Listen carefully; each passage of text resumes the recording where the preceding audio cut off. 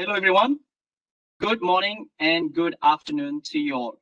Welcome to the live Cegid webinar, Navigating Retail Compliance and Practices in China. It is a pleasure to have you here today. My name is Marco Lim. I am the head of solution APAC at Cegid, based in Hong Kong. And if the name Cegid were new to you, well, we power in-store operations for luxury and specialty retailers globally with a market-leading omni-channel POS platform. We have also been operating in China for over 10 years. Some disclaimer before we dive into today's content, which is provided as general information only, and we hope you understand that those cannot be relied upon as legal advice. Now, we put together this webinar because the China market can be confusing. Yes, it holds many promises of a strong recovery for retailers still struggling from the pandemic. However, it is also highly complex, both from a retail practices perspective, as well as the regulations around them. Now, we're aware that in 1 hour, we certainly cannot cover everything that China retail entails. However, we'll try to demystify some key aspects for those of you today still considering China in your expansion plans. And for those of you joining us today with a certain level of maturity or experience and history in the China markets, well, this is an opportunity to ask our panelists today any questions you may have around your own China operations. And for today's knowledge sharing, we are thrilled and honored to partner with Huaye Law Firm, a leading corporate law firm in China, as well as 21 Vianet, a listed data center service provider and Microsoft partner in China. So today, the first point will be delivered by Dr. Sean Sher, cybersecurity and data protection expert at Huaye, who will cover some key items that retailers need to be aware of in those two areas. Then Chen Shu from 21 Vianet will highlight the often overlooked importance of MLPS when it comes to choosing the right SaaS solution providers in China. And finally, my colleague Chan Chunan, head of business at Cegid, will share key retail practices for retailers new to China. And after about 45 minutes, we will be concluding today's discussion with a live Q&A with you all, the audience. So feel free to post your questions at any time on your chat window on your screen or on your phone. Without further ado, I'd like to welcome and invite Dr. Sher to share some of his extensive knowledge around cybersecurity and data protection in China. Doctor, we are eagerly turning over to you now. You may unmute and share your screen.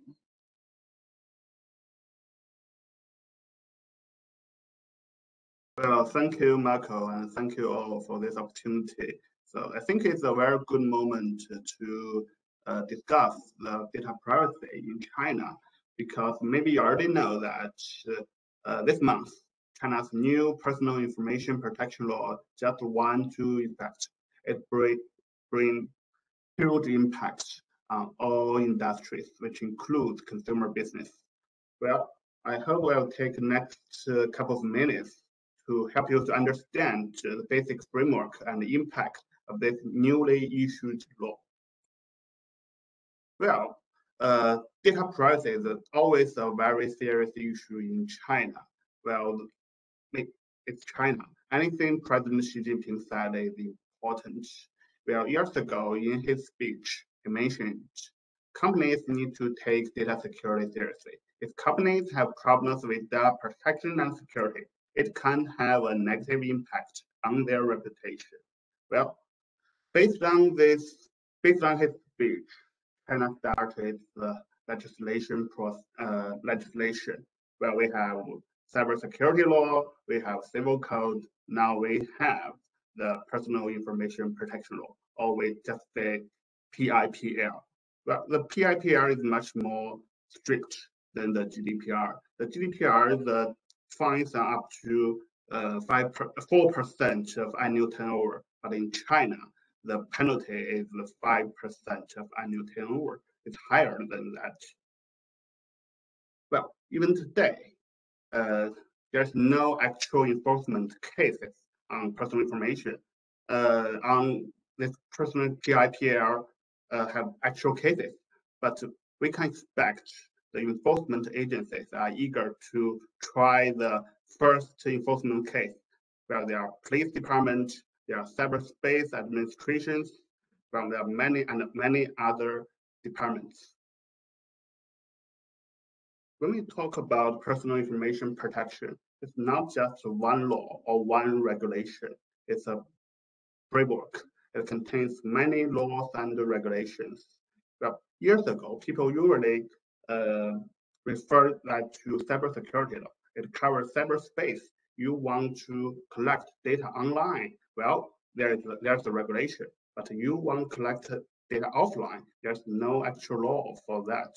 Well, but with the civil code and the PIPL went into effect this year, every aspect of personal information become a very serious topic in China.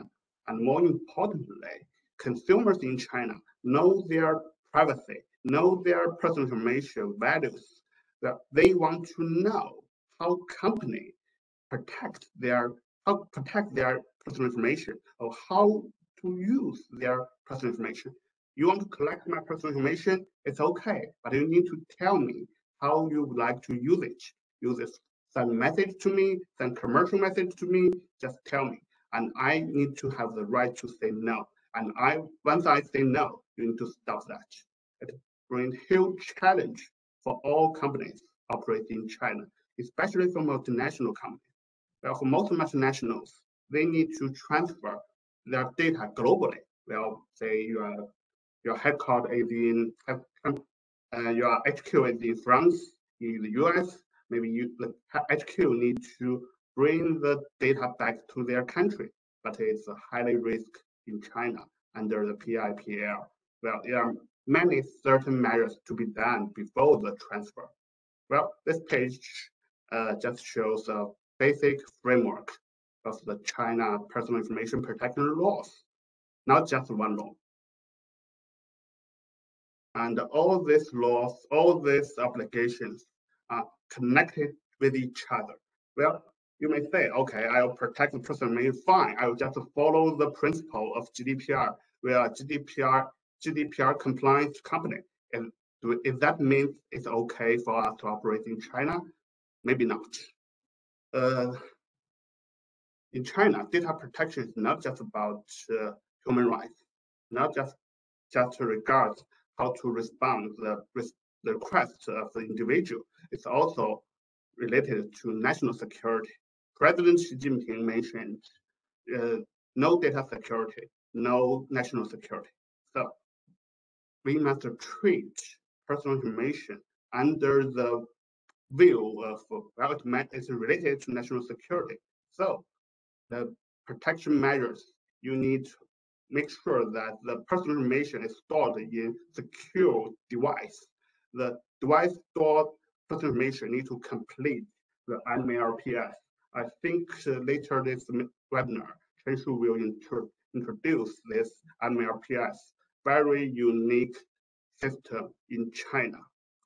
Moreover, if you want to say, okay, I want to collect personal information, if the amount exceeds certain number, 100,000, a million, well, you need to take more obligations. Your data may be deemed as important data. That means you need to have more obligations.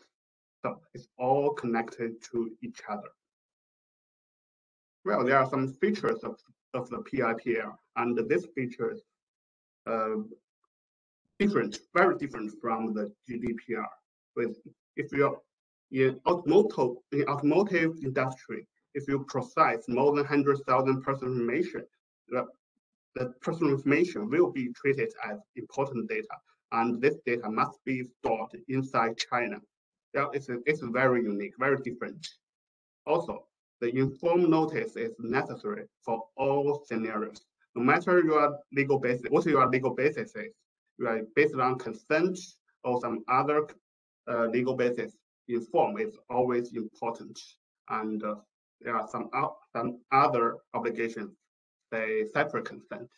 If you want to process some sensitive information, you want to transfer the data outside China, separate consent is necessary.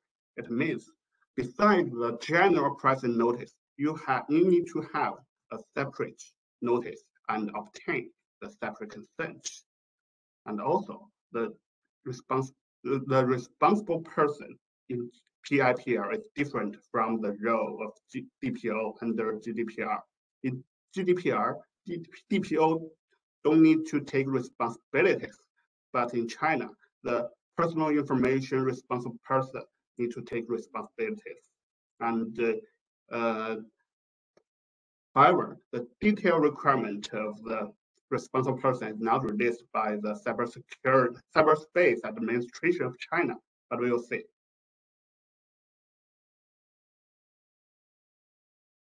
So this is the framework of how to legally process data in China. Well, it looks like GDPR, but it's there's a little bit different. It brings more legitimate reasons to process the personal information. Well, say you can process the personal information based on the HR requirement. If the personal information is required by HR issues, it's okay to process it. But besides that, it looks like GDPR. When we say data compliance in China, we basically follow this framework, follow this graphic. Well, we always say, you need to focus on the whole life cycle, not just about one part of the life cycle. Well, companies always ask me, is that okay to transfer the data outside China to some other countries? But we need to say, well, we need to check that from the very beginning at the collection period.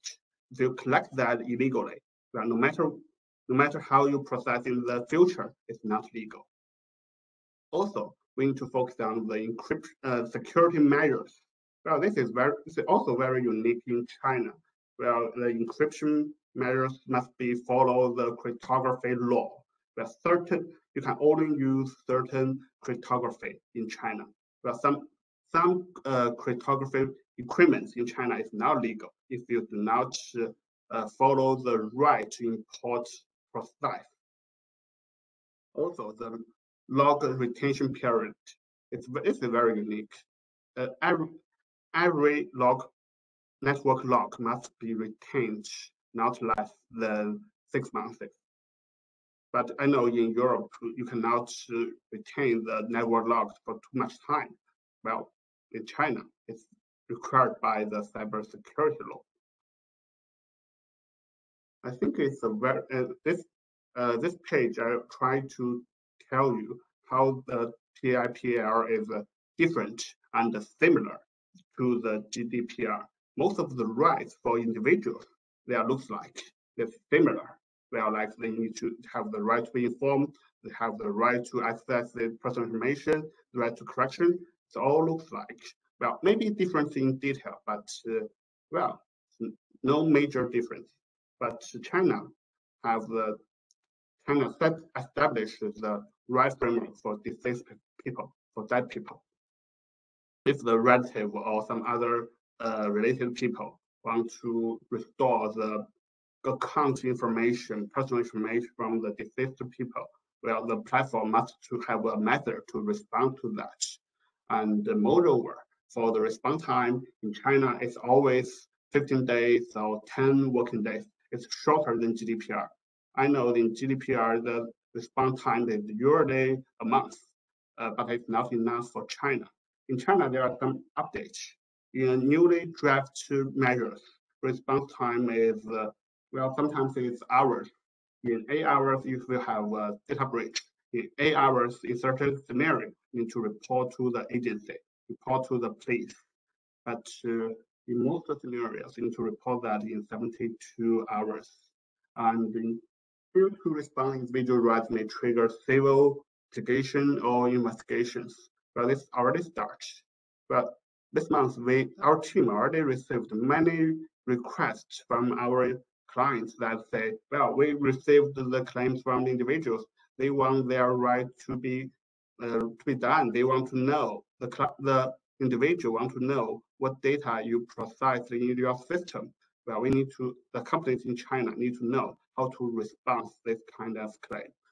And also, the burden of proof relies on the personal information processor. If you process personal information in China, you need to think about how to prove I'm complying with China's law in court. Well,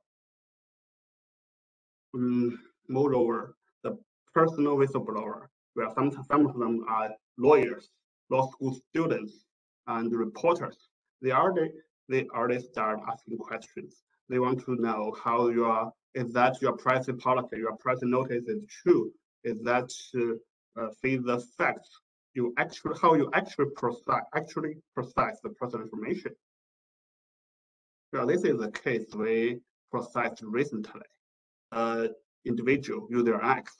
Well, years ago, this user checked his social security information on an app, but years later, that personal information was shared inside a group, and another company inside the group give this individual a call.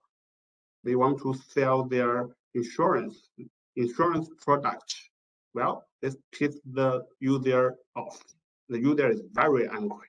They just not understand how another company in our group uh, obtain the telephone number of this user. And so he report this information to several government agencies, the police, the SARM, the cybersecurity administration, and all these government agencies start investigations and bring huge troubles for this group.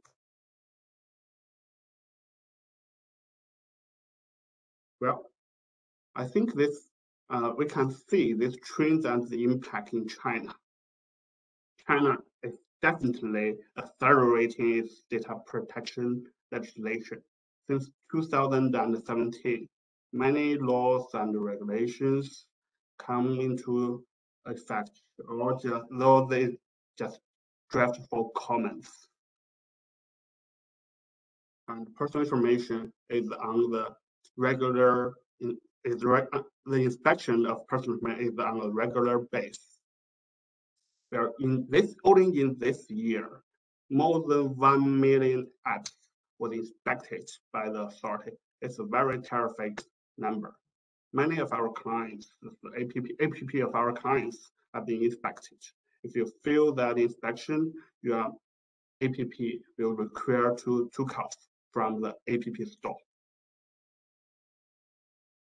And China is definitely strengthening its data cross-border regulatory. Well, in PIPL, it set up some basic requirements for the data cross-border transfer. If you want to transfer your data outside China, first, you need to obtain the separate consent from the users. Well, it is really hard. And also, you need to complete the data protection impact assessment by yourself. You have to complete that assessment. And moreover, you need to complete the data security assessment by the agency. But so far, no one knows how the security assessment, the procedure and details of that assessment. Well, and the cybersecurity and data security is a very important issue for all companies operating in China, because multinationals need to assign some specific person responsible for that, for cybersecurity, a special person for data security, and the data response plan need to be considered from both global and the local perspectives, because you need to know which department can receive your report. More importantly, your policy document should be prepared in Chinese language, because the inspection people, they do not know English. Thank you. Thank you, Doctor, for shedding some light on key aspects of data compliance. And as you explained very well, things are getting much more complicated. Even within companies of the same group, subsidiaries of the same group, and now especially more so when the burden of proof is now on the company. So before we move next, allow me to ask you actually a couple of questions that came up during our past discussions, and that we believe that retailers today could find useful. So the first one would be, you talk about the DPO, the Data Protection Officer. The role of the DPO, of course, here is critical. So according to you, how can companies select the right DPO, the right candidate with the right skills to tackle all of those challenges? Is there any guidance you could provide on that aspect? Yeah, it's a very good question. Well, under GDPR, DPO is necessary for many companies in China. Well, the title is personal information responsible person, but the details of that, it means which company, what kind of company needs that responsible person is still unclear. We're still waiting for the government to give us more detail. But one thing we are sure that the DPO cannot be some people from the outside the company. Say you find a law firm, find a lawyer to be your DPO or responsible people. It's not impossible in China. You need to find someone in your leadership, in your management that's responsible for the personal information protection, for the data security and the cyber security. I think it's a huge difference. Thank you, Donald, for that. It's complex. It's not always clear, it seems. So you shared quite a lot of content and insights today. And if you had to pick one takeaway on why is it important that retailers need to understand and be on top of those regulations in China, what takeaway would it be, Doctor? Well, China has more than 1 billion consumers. That means you have more than 1 billion people that make complaints to you, to claim their rights to your company. I think this brings more pressure for all the multinationals operating in China. Thank you, Doctor. The fact that if every consumer exerts their rights, it's going to be a huge burden and workload on the processor. Thank you very much, Doctor, for sharing your expertise today. We'll see you at the Q&A shortly. And in the meantime, I'd like to remind the audience that if you had any questions around cybersecurity and data protection, feel free to drop your question on the chat window of your screen of your phone. Now, we saw that choosing the right legal partner is important. The same goes for actually the SaaS solution providers you would select. And in China, the MLPS certifications is a key aspect in making such decisions. And to talk about it, I'd like to welcome and invite Chen Shu from 21 Vianet. Shu, the floor is now yours. Feel free to share your screen and unmute. Yes. Thanks, Marco. Can you see my screen? Yes. Okay.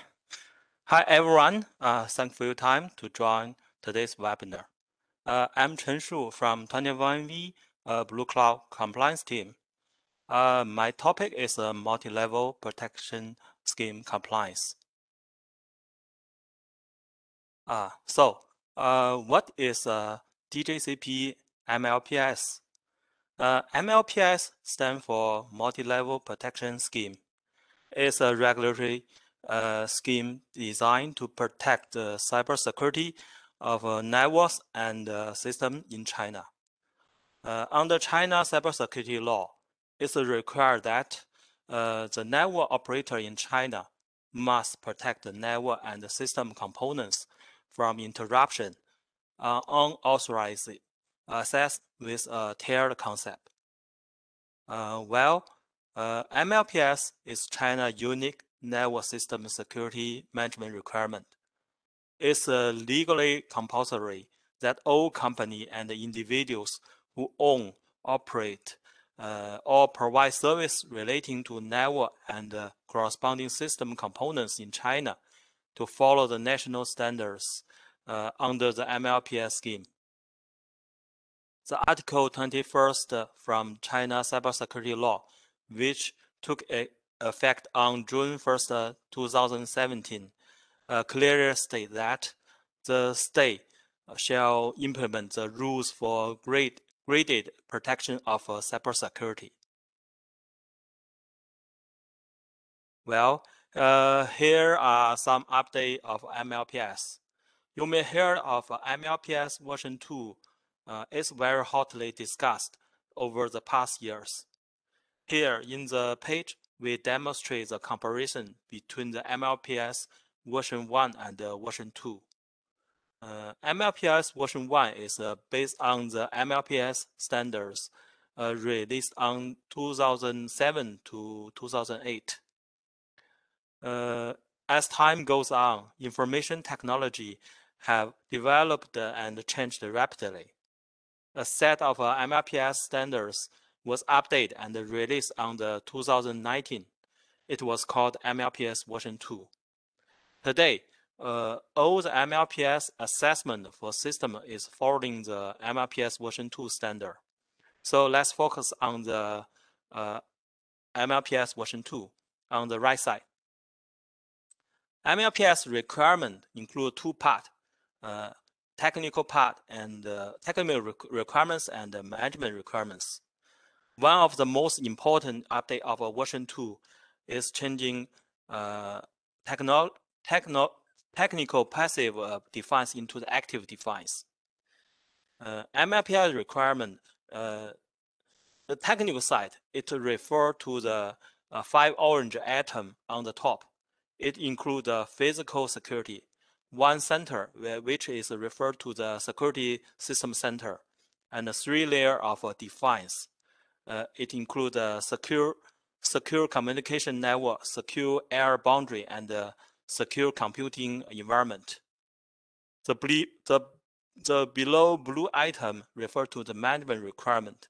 It includes security management policy and mechanism, personal security management, secure construction management, and secure operation management. Besides the general requirements, the MLPS version 2 standard also add in extend requirements for cloud platform, IoT, mobile communication, industry control system, and big data platform for emerging technologies. Now, let's take a look at MLPS certification for the Cegid SaaS. The triangle on the left side shows the main step we complete the MLPS certification for Cegid SaaS. From down up, first step is an in-depth review of MLPS level based on China Cegid system. Well, you know, as a public cloud, Azure is responsible for the physical security and part of the network security of the system that are built on it. During the in-depth review session, we know that China Cegid SaaS was built on the China Azure Cloud Platform. China Azure Cloud has passed the MLPS Level 3 assessment. Therefore, the assessment of China SaaS MLPS will be based on Azure MLPS result. The step 2, during the system grading and filing season, after evaluation and as per review, the Cegid SaaS system was graded as MLPS Level 3. You can refer to the picture as Cegid SaaS system filing certification on the right side. Next step, the auditor, which is authorized MLPS Assess Institute, assess the current system based on the MLPS requirement of Level 3, and we execute the remediation plan based on the assessing finding.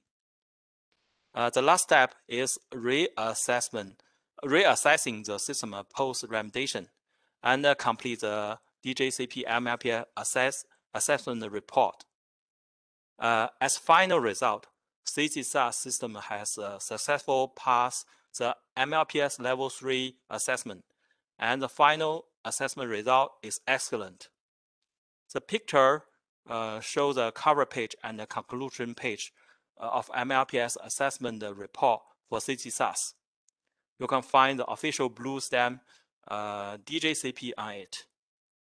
Okay, that's all my sharing today. Thank you. Back to Marco. Thank you, Shu. You can go to the next slide if you don't mind, so we can go to the Q&A. Thank you very much, Shu, for covering the inner workings of MLPS and how to be compliant. But I think the burning question is, what happens if a company or retailer in China happens to select a non-MLPS certified provider, whether knowingly or unknowingly, right? So could you help us understand from your standpoint, what are the risks that retailers operating in China would face if they happen to use non-MLPS compliant solutions? Okay. As PaaS or SaaS service operator in China, as what we will talk on MLPS just now, if the operator does not perform the MLPS certification for the service, is equivalent to violate the cybersecurity law of China. Such PaaS or SaaS service may exist a potential network security risk. From the risk is from technical protection side or the operation management side. Once an information security incident occurs, it may cause accidental disclosure or damage to the customer's data during the service. Corresponding service operator may facing fines or penalties for service shutdown and rectification. Thank you, Shu. So I hear here, I just heard business shutdown, and I don't see, I guess we do not see any business here out there willing to take the risk of being shut down with no prior notice from the government, right? Yeah. Thank you very much. Shu, we'll see you at the Q&A in a short moment. And I will take this opportunity to remind the audience that if you had any questions around cybersecurity, around data privacy and PIPL, or around MLPS specifically, feel free to drop your question on your chat window or the chat screen.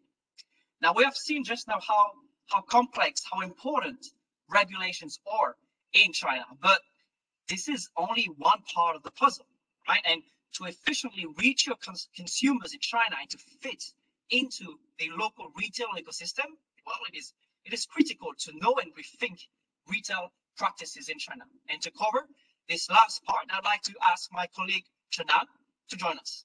Chenan, we are very eager to hear about your insights. Feel free to share your screen and unmute. Okay, thank you, Marco. And can you see my screen now? Yes, perfect. Okay, thanks. Just to reintroduce myself, actually, I'm Chenan Zhang, Head of Operations and Sales in Cegid China. So for the rest of the part, I will share some thoughts on the retail localization topics in China.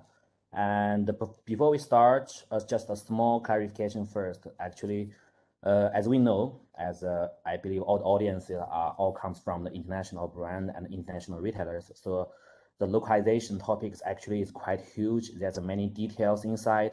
So today we have just pick up some common and basic points in today's session, and which is mainly to address to those audience who is planning their market entry and or projects in China. And for sure, for those audience who is already operate their retail business in China, you will be very familiar with all those shared content. We still hope our sharings could be very useful and instructive for you. Okay, then let's start. As a fact, recently we observed more and more international brands are accelerating their business expansions in China. And one of the most frequent asked questions related to their retail project actually is often like where we start, how we should design our project, how we should prioritize our topics, and also like how to be more efficient. For example, giving a project period like 3 to 6 months. Actually, CG experience, because recently averagely every year we are helping like from 5 to 10 brands to secure their retail landings in China. The answers from our side, it's still around the keyword, which you might be already familiar with, is the localizations. Whenever and wherever you are planning a new market entry, at where you are seeing the slides now, the first level of the localization is the retail foundation part. Actually, you need to really guarantee your retail foundation, the system, the tools you're using could fulfill the requirement of the retail essentials in the targeted region. And so the question is, okay, what are those retail essentials? Actually, from previous sharings from Dr. Xian and Mr. Chen Shu, I think you can already know some elements, for example, about local data and the privacy regulations, whether the software, the system you are using now could be locally certified or not, for example, the MPLS. And then the system shall have the flexibility and the extensibility of adapting your standard operation process, your SOP, into the local requirements, such as whether your system, whether your tools can manage the local tax, the local currency, the local languages, whether your software could be fully translated on the local market, and whether the reporting, the receipt template could be easily adjusted. And then on the second layer, on top of the retail foundation, so we will come with more enhancement topics and changes to reshape the process according to the different touch points where you are engaging with your customer. So for the rest of the topic, let's start with some points which you need to pay attention to across these different channels. For example, your physical channel, your store side, your e-commerce side, and your digital social channels to fit in the local practice and habits. And as you are seeing in the screen now, speak about the e-commerce. Let's start with the e-commerce channel first. So speak about e-commerce in China. I guess now you won't be too surprised to see all these logos and also to hear the words like the Double 11 or June 18th, which when we say in Chinese, 双十一 and 618. Yeah, actually, unlike the ecosystem in Europe or in US, retailer is still majorly driving their e-commerce strategies with their own e-commerce channel. As a fact, the most online traffic, actually all the transaction traffic still comes from the marketplace channel in China. So now, which marketplace you need to start to launch your e-commerce channel really depends on your product category, which industry domain you are, and also where your consumer and your audience sits. And still today, we observe the most of the international retailers still will be present in the Tmall and the Jingdong platform. And then speak about the e-commerce. So how to sell to your Chinese consumers through all these marketplace. Actually, this requires specified partners. And as you can see here, it's called the e-commerce partner, TP, so-called TP, Tmall partners. And so actually, they are a kind of a partner. We are proposing one-stop service and a one-stop solution to help you to manage all the operations, all the logistic part, on all the customer service. And also, they will also provide the dedicated e-commerce oriented software solutions like PIM, which is Product Information Management System, OMS, WMS. So here, all these systems in your later on retail project stage, you must to integrate this system into your retail operation system. For example, to synchronize the customer information, the stock information, and the order information. And here, just a tiny insight here. On this market, there's over 1,000 TPs in China. Actually, different TPs will focus on a different vertical domain. For example, they are really the specialized TP, which is focusing on the apparels, on the shoes, on the beauties and cosmetics, and etc. Here, we just listed like 3 TPs, which is mostly we observe the international fashions we will choose to cooperate. Here, the name is Buy Quickly, Baozun, Diwan Name, yeah.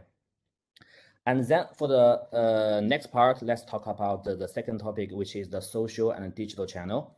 And nowadays, you will be, I assume you already heard about WeChat, right? The super app. You you can't live without in China. So actually, this is the app developed by Tencent, one of the giant local technology company. At the very beginning, really the WeChat evolved starting from just as a chatting tool, the messaging tools, but now with all these years evolutions, the important modules which will draw the retailers' attentions is besides on the messaging, the chatting functions, there's also the payment, the wallet, the e-wallet inside, and also something we call the social official public account, which allows the brand to release some the brand news, to publish their blogs, and also the most important is the feature which was brought by Tencent within the last 2 or 3 years, which is so-called mini program, which is their own, which is brand's own digital selling channel. So actually, just a quick view. We are not the expert on this part, but just to quickly explain, the WeChat mini program actually are the sub application within WeChat. Used people, the consumers, and now in our daily life is used to shop online, order meals, consult your loyalty point, engage with the customer, watch videos, check food reviews, everything. And actually, the most convenient part for the consumers is user don't need to go to the Apple Store, to go to the application store to download it. They just need to search and find it in the WeChat and add it, hook it in the WeChat application. So here, the benefits for the brand and for the retailer is just keep in mind in China, the most efficient engagement way with your Chinese consumers is only on WeChat. We are not too often, to use SMS or to use the emails to communicate with customer. And the second point is, in the WeChat channel, and it will be easier to consolidate your consumer data. Actually, comparing the first topic we just mentioned, like the marketplace channel, because we observe like the marketplace channel is more like a closed ecosystem. They are putting more and more restricted data sharing rules. But here, really, in the WeChat channel, you will have your full capacity to fully customize your look and feels and to build your own customer experience to activate your digital selling channel.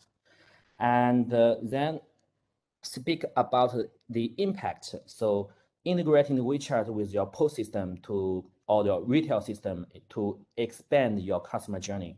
Actually, as now you can understand, the social app evolves far beyond just a messaging or chat tool. Now it more becomes a data-driven commerce platform. So here, think wisely how to reshape your customer engagement process to build a new customer experience on providing, for example, the membership portal, and to build the digital selling stores channel for them, and how to customize your post sales customer service, like the appointment, also the booking service within WeChat. It's something for sure you will explore with your digital agency here in China. Here on the right part is just examples about the other brands like Clarence, like FMCP, how they design their WeChat program in WeChat channel. Yeah. And we comes to the third topic, which is the payment part. Actually, here, one keyword of the local payment is cashless.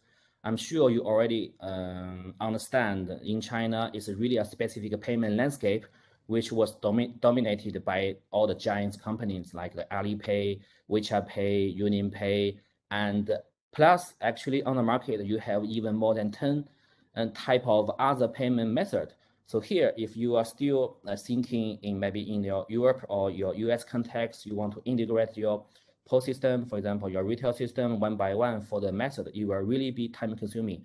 But here, the local best practice is most of the brand will go for the gateway solution providers.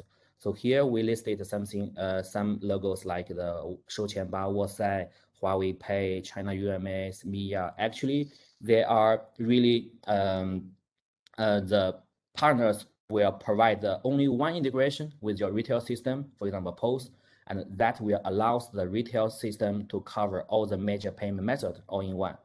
And besides all above, and also they can bring the added value such as they can provide a lower commission and more service dedicated to the project context, and also their resource involvement will also make the whole project communication and governance more smoothly.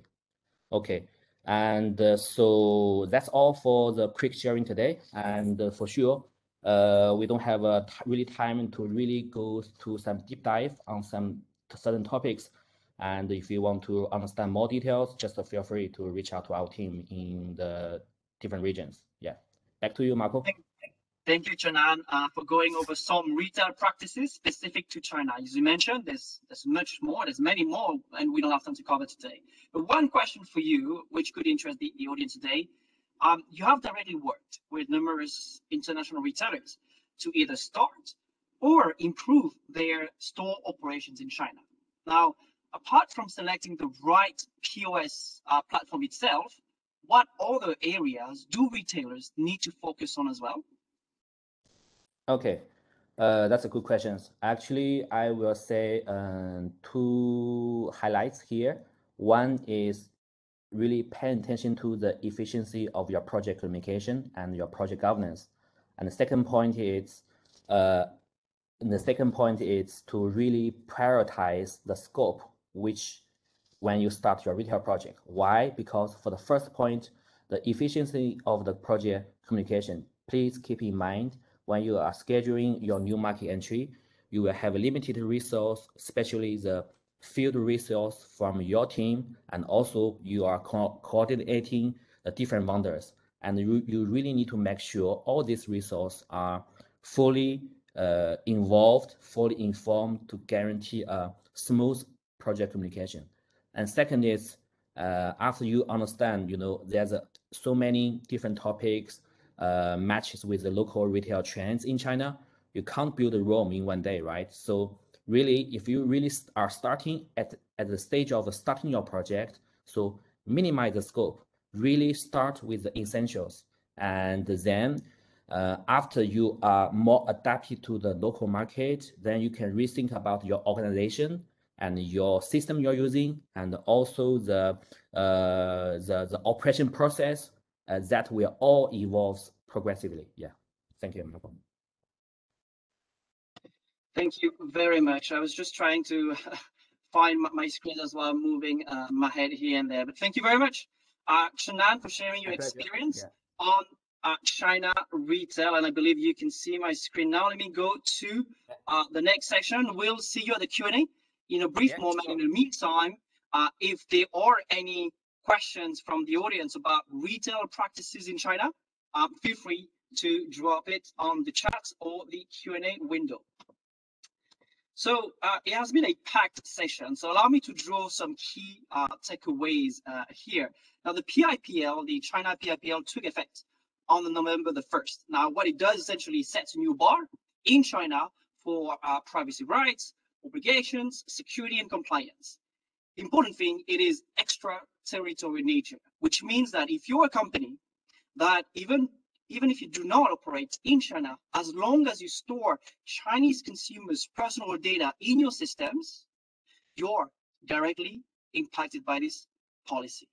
And fines, as you can see on the screen, are quite substantial, even higher than what the GDPR mentions, which is what we've seen earlier. But more importantly, if you do have a business in China, well, the risk is that your business license could be suspended or revoked at any moment. That is a much more important point to take into consideration. Another topic is cross-border data transfer, very dear to many retailers that we work with. One of the easy answer is, as long as you export anonymous data, if, for example, to crunch your performance of China business, etc., it is not a problem. As soon as you start storing or transferring data overseas of personal information, then first you need to collect the individual consents of each and every Chinese consumer. If the consent is not given, you need to be able to anonymize those data in your different systems around the world, which something that new players, providers of what we call residency as a service, have started to carve a niche market around. And last but not least, if you want to transfer and store data, personal data overseas, well, you need to get the approval. You need to go for a review with the highest authority for the internet in China, which is the cyberspace Administration of China, for which, by the way, no clear guidance has been given to date. So as you can see, it has been made much more difficult for international companies to export, to transfer data out of China, and much easier for Chinese government to control that. MLPS certification is important because if you happen to choose a non-MLPS provider, well, your business carries the risk of being crippled at any moment, especially more so for business critical applications like your POS system, your CRM system, your ERP system, something worthy to take note of. Finally, as we have seen, understanding the very complex retail landscape in China is critical to your success as a retailer, something that numerous brands have leveraged when partnering with Cegid. We're now approaching the last, perhaps the most awaited part of today's webinar, which is the live Q&A. So allow me in that case to consult the chat window. So we have one question here, and I will redirect that to our friend at 21 Vianet.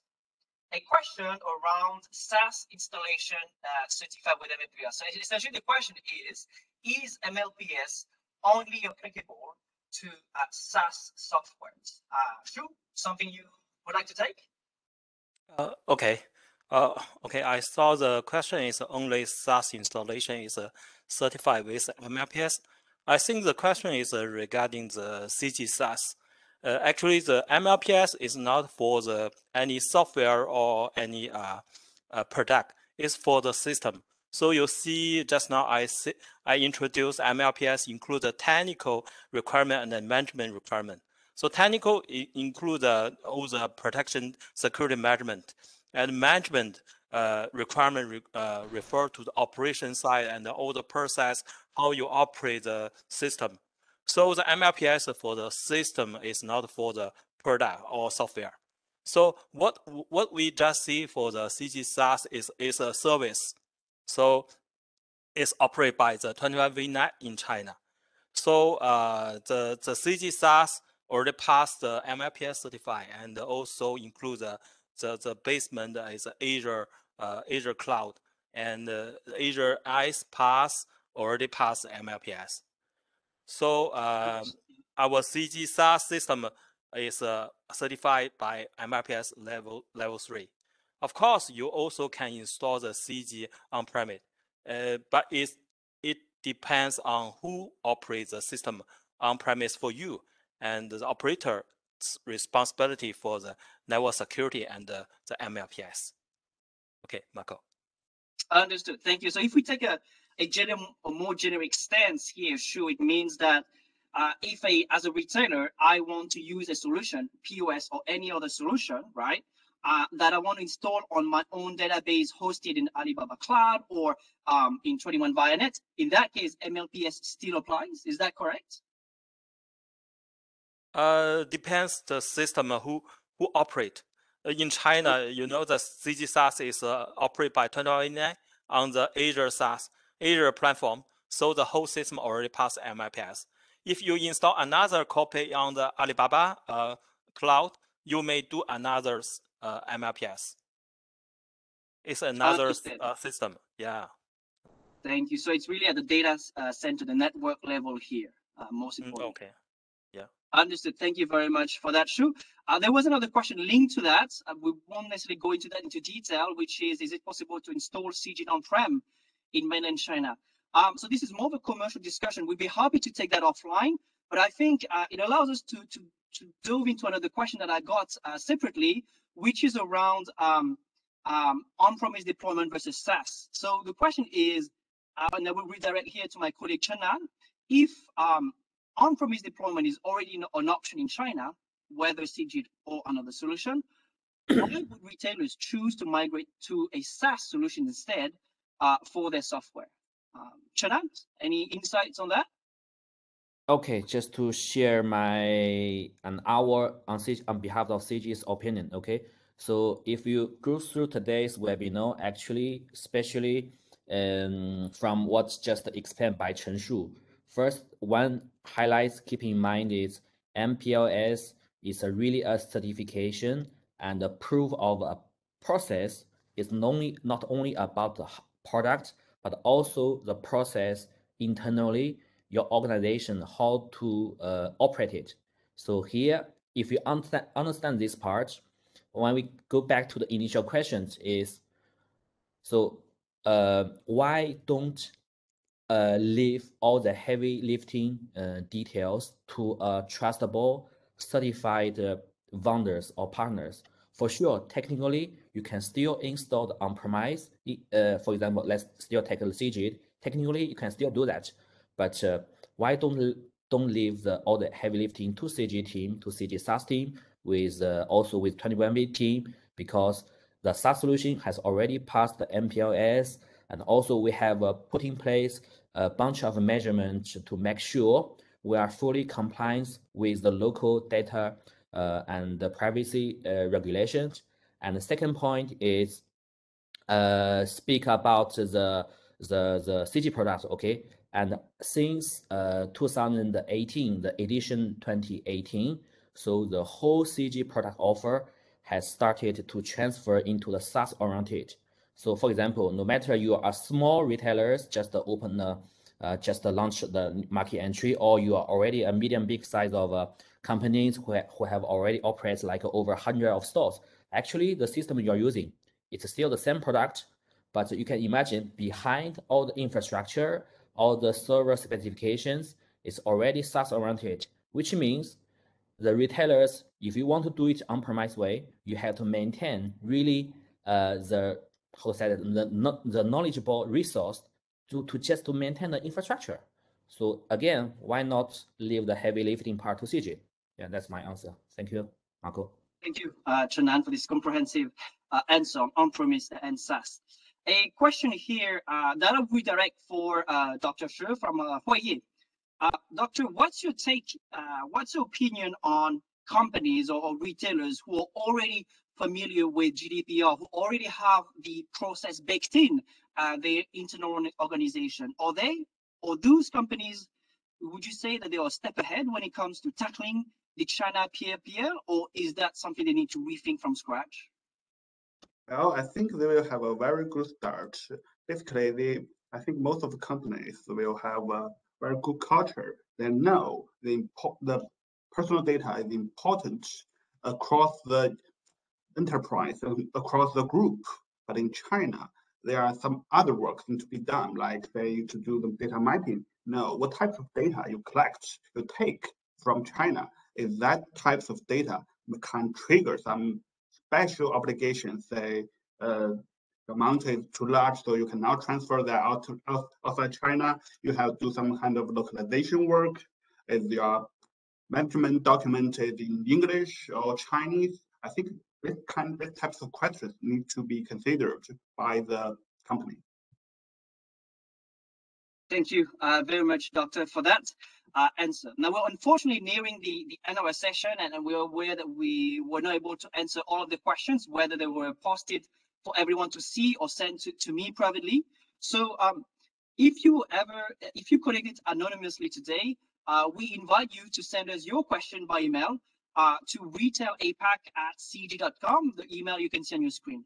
For those of you interested in digging a bit deeper into specific topics, whether the regulations, the infrastructure network, or retail and POS, feel free to also drop us an email at the same address.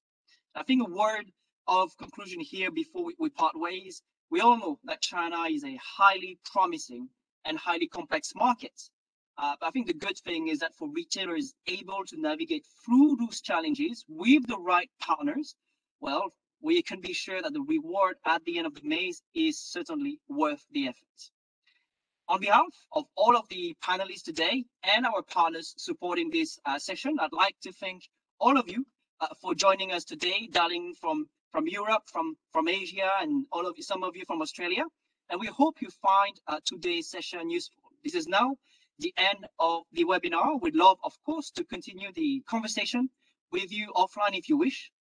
In the meantime, we wish you a great weekend ahead, and to stay safe. Goodbye. Thank you. Bye-bye.